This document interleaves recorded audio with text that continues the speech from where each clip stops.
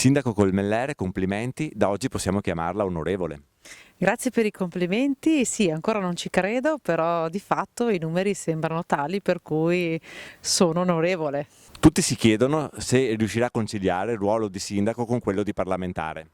Assolutamente sì, io rimarrò a fare il sindaco anche perché così penso di poter meglio rappresentare quella che è la voce dei miei cittadini in un tavolo molto più importante che è appunto quello del Parlamento, e quindi credo che questa cosa vada a vantaggio appunto anche dei miei cittadini di Miane, oltre che appunto dell'intero territorio, perché questo territorio ora come ora non deve essere limitato soltanto qui, ma in maniera più estesa alla vallata e oltre. Quale sarà il suo cavallo di battaglia a Roma? Assolutamente l'autonomia, quindi il fatto che ci venga riconosciuta una forma di autonomia importante, quindi saremo a fianco della Regione per fare questa importante battaglia. Poi sicuramente dovremo lottare perché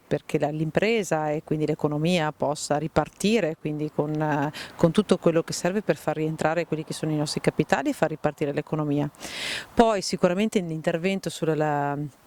legge relativa alla legittima difesa, perché è quanto mai necessaria e urgente, e quindi bisogna quanto prima mettere mano per la sicurezza appunto di tutti i nostri cittadini a questa legge che qualche buco nero ce l'ha attualmente.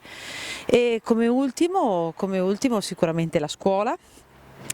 perché appunto essendo un insegnante, essendo un educatore, magari si riescono un po' meglio a leggere i bisogni se si insegna, e quindi si possono anche magari portare all'attenzione di appunto una situazione molto più complessa, e quindi magari intervenire per migliorare. E le case chiuse, un suo cavallo di battaglia, lo porterà avanti? È stato un mio cavallo di battaglia importante, era una battaglia di civiltà che avevo tentato di fare e che sicuramente continuerò a portare avanti, perché credo che sia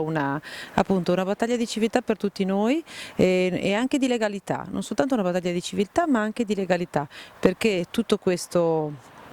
fenomeno relativo appunto alla prostituzione o altro che si trova per strada, credo che sia necessario normarlo, regolarizzarlo, sia dal punto di vista della tassazione, che dal punto di vista igienico-sanitario, che dal punto di vista appunto anche della dignità di queste persone che magari si trovano sfruttate dalla malavita o comunque da situazioni criminose.